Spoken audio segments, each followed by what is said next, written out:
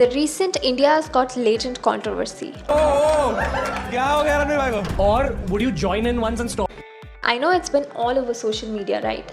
But ये controversy सिर्फ एक शो तक सीमित नहीं है. It sparked a massive debate on cancel culture, offense and online outrage. और इसका impact सिर्फ entertainers पे नहीं बल्कि brands, influencers और digital marketing पे भी पड़ रहा है. आज के वीडियो में हम ये देखेंगे कि कैसे digital outrage brands को affect करता है, public के reaction के पीछे का psychology और businesses इस situation से क्या सीख रहे हैं.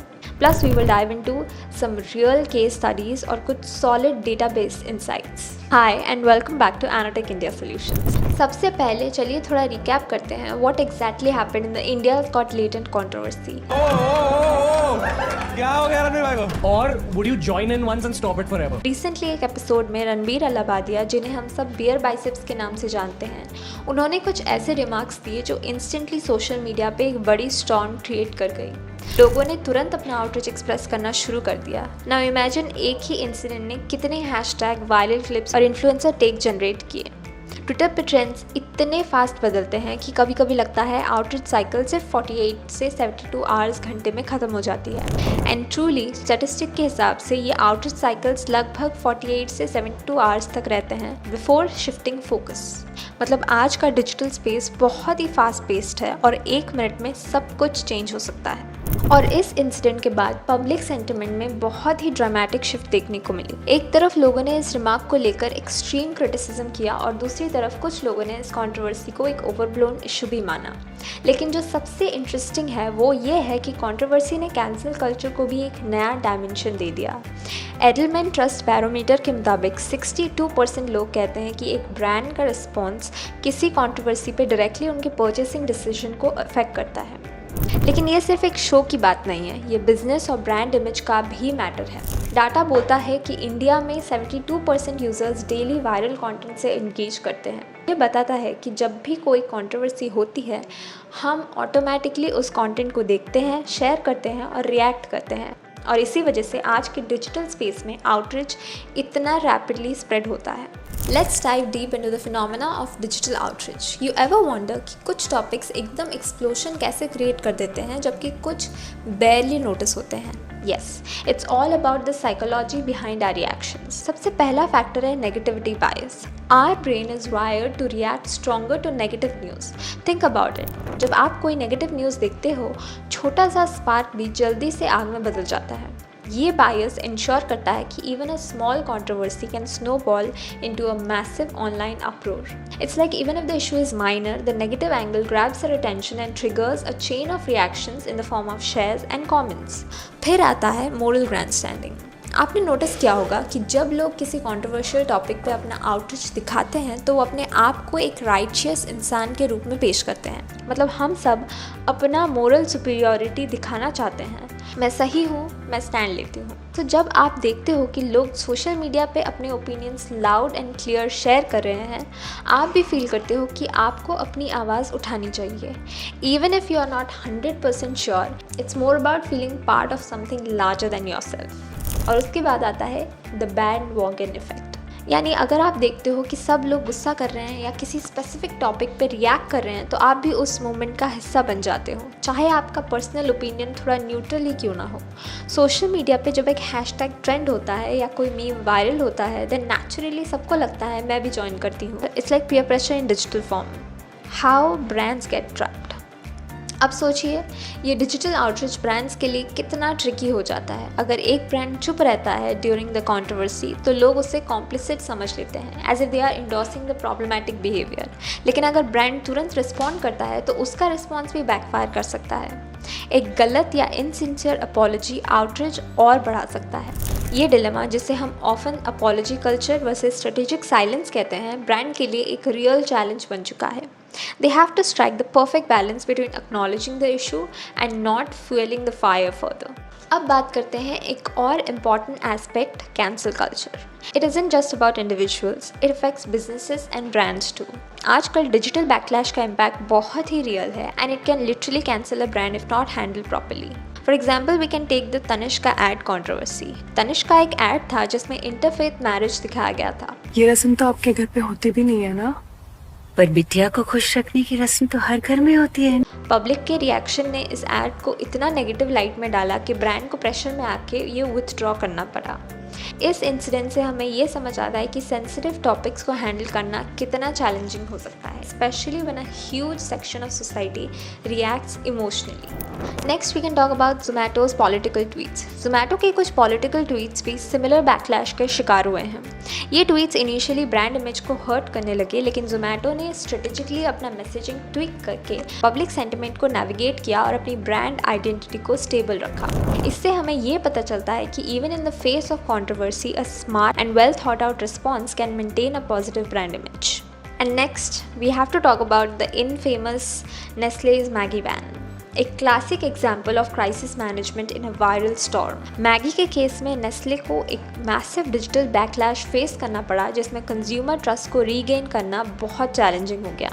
But with persistent efforts and effective crisis management strategies, they managed to gradually restore their image. 58% consumers believe brands should take a stand on social issues. 42% of those consumers are ready to boycott the brands that don't align with their values. These numbers show that how critical it is for brands to have a well-planned response strategy during digital controversies. सबसे पहले जब कोई भी issue उठता है, brands को immediately acknowledge करना चाहिए। ये दिखाता है कि आप सिचुएशन को समझ रहे हो और आपको पता है कि लोगों का सेंटिमेंट क्या है। ये कोई बिग अपॉलॉजी नहीं होती, बस एक एक्नॉलेजमेंट ऑफ द इशू होता है जो ट्रस्ट को मेंटेन करने में मदद करता है। अगला स्टेप है एक्ट करना, यानी आपको तुरंत कोई कॉन्क्रीट स्टेप लेने चाहिए, चाहे वो एक स्टेटमेंट हो या करेक्टिव मेजर। एक फेमस एग्जाम्पल है नाइकी का कॉलिन कैपर्निक कैंपेन। नाइकी ने बोल्डली अपना स्टैंड लिया जब उन्होंने कंट्रोवर्सी को लेवरेज करके एक स्ट्रॉन्ग मैसेज दिया।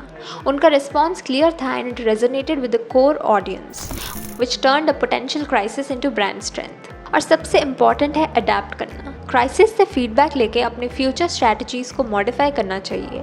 हर कंट्रोवर्सी से हमें कुछ ना कुछ सीखने को मिलता है। Brands that learn and adapt build resilience. For example, companies now invest in real time monitoring tools so that they can tweak their campaigns if the sentiment start shifting negatively.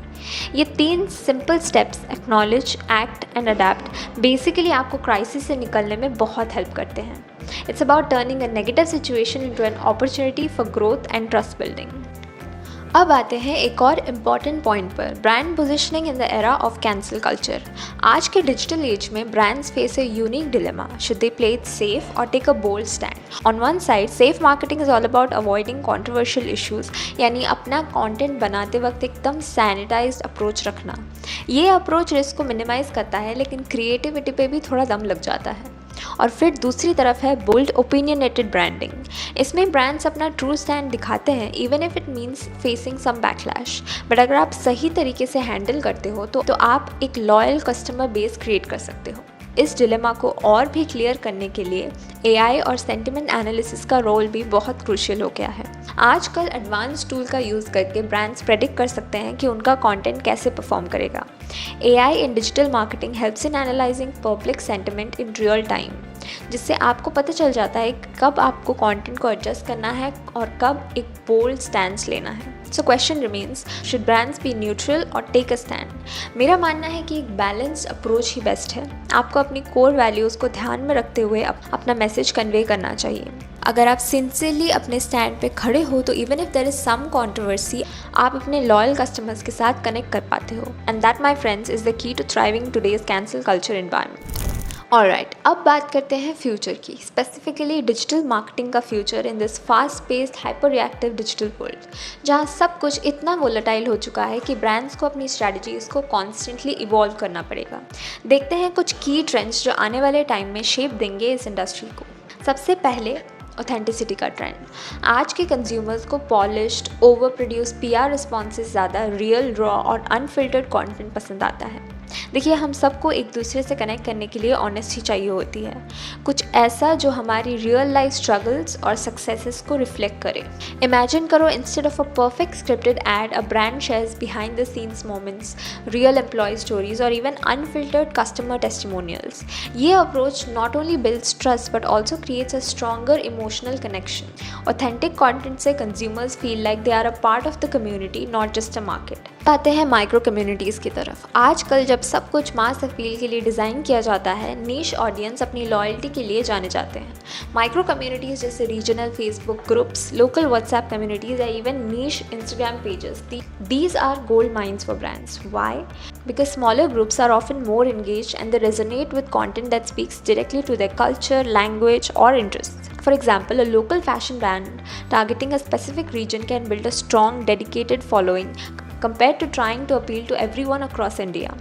ये niche targeting not only increases engagement but also builds a sense of belonging among the community members, which ultimately drives loyalty and word of mouth marketing. Moving on, let's talk about technology, specifically AI and sentiment analysis.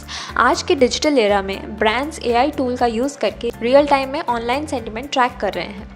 ये tools help करते हैं predict करने में कि किस type का content backlash trigger करेगा और किस तरह से पब्लिक रिएक्शन इवॉल्व होगा।